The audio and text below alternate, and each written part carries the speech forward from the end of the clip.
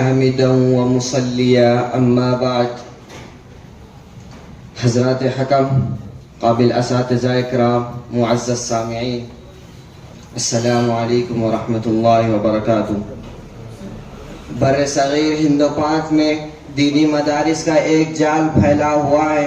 ان مدارس کے قیام اور اس کے پس منظر کا سرسری جائزہ بتاتا ہے کہ مسلمانوں کے دینی و ملی تشخص کے تحفظ میں ان کا غیر معمولی کردار رہا ہے.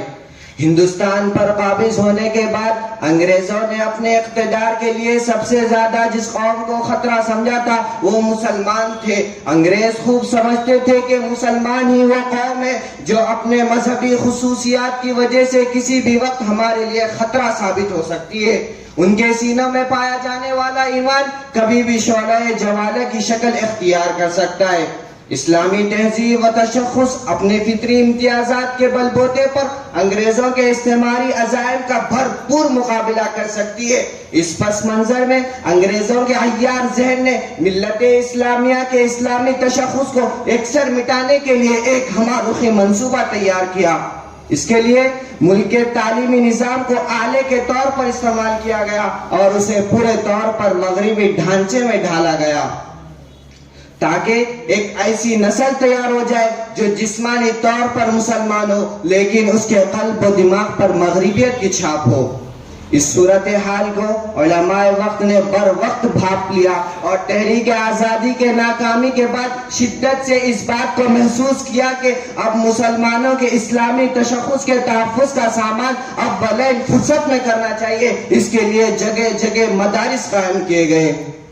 میرے دوستو، تاریخ شاہد ہے آزادی سے پہلے کے انتہائی نامساعد اور مایوس کن حالات سے لے کر اب تک اسلام اور مسلمانوں پر ہونے والے ہر طرح کے حملوں کا انہی مدارس نے مقابلہ کیا اور ملت اسلامیہ کے اسلامی تشخص کی پوری حفاظت کی. گزشتہ ایک صدی کے دوران امت مسلمہ پر طرح طرح کے حملے کیے گئے اور نت نئے طریقوں سے اسلام پر فکری الغار کی گئی. یہ مدارس ہی تھے جنہوں نے ہر فتنے کی سرکوبی کی اور اسلام پر آنچ آنے نہ دیا. عیسائیت کا ارتداد پھیلا تو مدارس نے اسے دبایا. قادیانیت نے سر اٹھایا تو مدارس ہی کے ذریعے اسے کچل دیا گیا. آریہ سماج کی یورش ہوئی تو مدارس ہی پیش رہے. استشراق کی شکل سادہ لوگ مسلمانوں کو اسلام پر بدزن کرنے کی کوشش کی گئی تو مدارس ہی کے علماء نے اسلام پر اعتماد بحال کیا اور مستشرقین کے شبہات کا منہ توڑ جواب دیا. اگر ملک میں پھیلے ہوئے یہ مدارس نہ ہوتے تو پتہ نہیں ملک اخلاقی طور پر تباہی کے کس سطح کو پہنچ جاتا. اگر مدارس کے یہ درویش صفت نہ ہوتے تو پتہ نہیں ملک کیسے بھیانک عذاب سے دوچار ہوتا. ملک میں جو کچھ انسانیت، دوستی، کمزوروں سے ہمدردی اور بڑوں کے ادب و احترام کی جھلک نظر آ رہی ہے وہ سب انہی مدارس کا فیض ہے. ورنہ ملک کا آج وہ کون سا شعبہ ہے جو مفاد پرستی اور ابن الوقتی سے پاک ہو؟ چاہے وہ تعلیم کا میدان یا سیاست کا اکھاڑا، ہر جگہ انسانیت کو شرمسار کیا جا رہا ہے.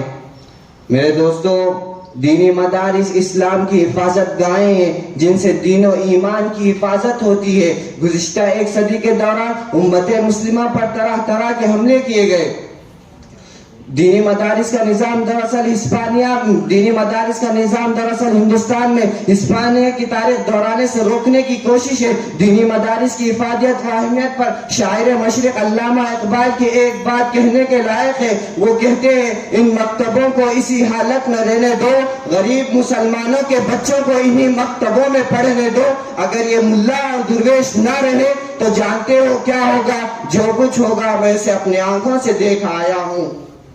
اگر ہندوستان کے مسلمان ان مکتبوں کے اثر سے محروم ہو گئے تو بالکل اسی طرح جس طرح ہسپانیہ میں مسلمانوں کی 800 برس کی حکومت کے باوجود آج غرناطہ اور قرطبہ کے کھنڈرات کے سوا اسلام کے پیرووں اور اسلامی تہذیب کے آثار کا کوئی نقش نہیں ملتا. ہندوستان